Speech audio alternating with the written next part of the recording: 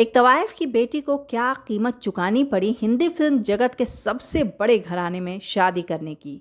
वो थी एक बहुत ही हसीन अदाकारा जो अपने वक्त की सबसे दिलकश एक्ट्रेस थीं। और इस अदाकारा ने अपने ससुर और जेठ के साथ पर्दे पर खूब जलवे बिखेरे। क्या आप जानते हैं कपूर ख़ानदान की इस बहू की माँ दिल्ली और लखनऊ की मशहूर तवाइफ थी, लेकिन इस अदाकारा ने बचपन से ही फिल्मों में कदम रखा था और सिर्फ 21 साल की उम्र में ही अपने उरूज पर चल रहे करियर को ख़त्म कर लिया। और क्यों करती रहीं अपने पति की बेवफाई को हमेशा नज़रअंदाज? क्यों बदले गए बार बार उनके नाम?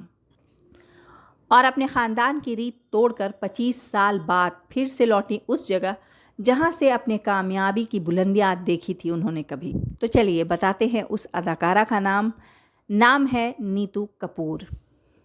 जी हाँ, 60 और 70 के दशक की मशहूर अदाकारा जो इतनी शानदार थीं कि उनकी अदाकारी के चर्चे उनके अदाकारी की दुनिया को छोड़ने के बाद भी हुआ करते थे। जैसा भी रोल उन्हें दिया जाता वो खुद को वैसे ही ढाल लेती थीं। वो एक बेबाक और बिंदास अदाकारा थीं जिनके दीवाने लाखों दर्शक हुआ करते थे।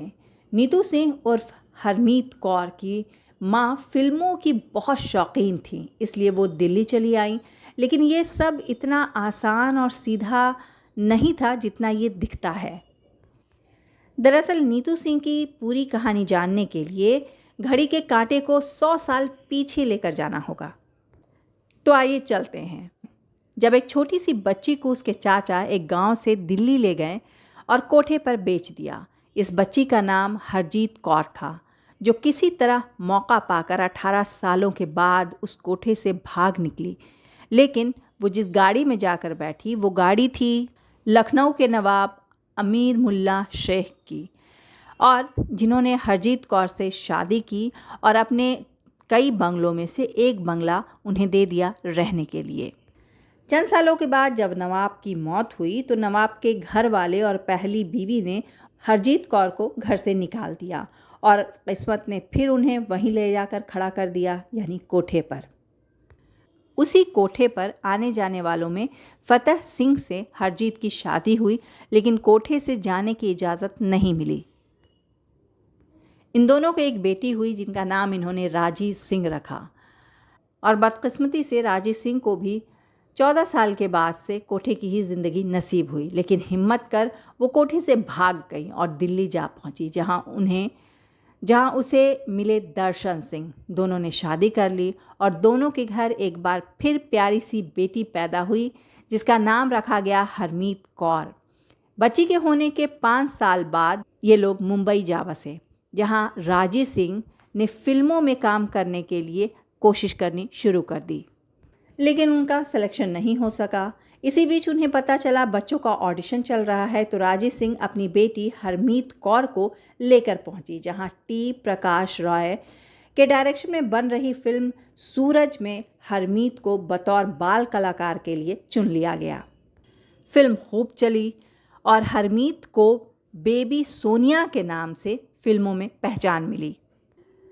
इसके बाद वो कई फिल्मों में नजर आईं, लेकिन बाल कलाकारों का करियर बड़े होने पर ख़त्म हो जाता है। इस डर से उनकी माँ राजी सिंह सोनिया उर्फ हरमीत कौर को पंजाब लेकर चली गई, और कई सालों के बाद 1973 में राजी सिंह अपनी बेटी के नए नाम के साथ मुंबई आ पहुंची। सोनिया उर्फ हरजीत सिंह का अब नाम हो चुका था नीतू सिंह। नीतू अब एक खूबसूरत हसीन लड़की बन चुकी थी और लोग सोनिया को भूल चुके थे। लिहाजा नीतू को फिल्म रिक्शा वाला में तुरंत काम मिल गया, जिसमें रणधीर कपूर उनके साथ काम कर रहे थे, लेकिन ये फिल्म कुछ खास कमाल नहीं कर पाई। तब नीतू सिंह की माँ ने इनका हॉट फोटोशूट करवाया और एक मैगजीन में इनकी फ़ोटो को दे दी छापने के लिए। नीतू सिंह की इस तस्वीर को देखकर कई डायरेक्टर और हीरो इनके साथ काम करने को तैयार हो गए। इस तरह नीतू को फिर से काम मिलने लगा, और इसी बीच फिल्म यादों की बारात ने रातों रात नीतू सिंह को कामयाब सितारा बना दिया।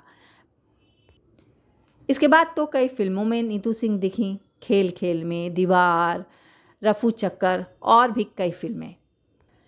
फिल्म खेल खेल में वही फिल्म थी फिल्म खेल खेल में ये वही फिल्म थी जिसमें पहली बार नीतू सिंह और ऋषि कपूर एक साथ काम कर रहे थे और कहा जाता है कि इसी फिल्म से दोनों के बीच में प्यार शुरू हुआ और दोनों की जोड़ी काफ़ी पसंद की जाती थी। दर्शक इन्हें एक साथ देखना भी चाहते थे। लगातार हिट फिल्में करने के बाद नीतू सिंह उस वक्त की बेहतरीन अदाकारों में गिनी जाने लगी थी। 1979 में नीतू सिंह की कुल 11 फिल्में आई, जिसमें शशि कपूर और रणधीर कपूर के साथ भी उनकी फिल्में थीं। अपने करियर में नीतू सिंह बहुत तेज़ी से आगे बढ़ रही थी, तो वहीं उनकी मां ने भी अपने ख्वाबों को पूरे किए। 1975 में आई फिल्म रानी और लाल परी में सिंड्रेला की मां का किरदार निभाया नीतू सिंह की मां ने, और साथ ही फिल्म दूसरा आदमी, कभी कभी और द ग्रेट गैम्बलर के लिए ड्रेस डिज़ाइनिंग भी की नीतू सिंह की मां ने।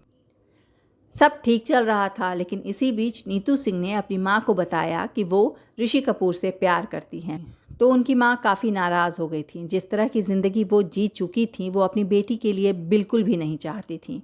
उन्हें डर था कि कहीं उनके कल की काली परछाई नीतू को बर्बाद न कर दे, इसलिए उन्होंने इस रिश्ते के लिए साफ इनकार कर दिया था।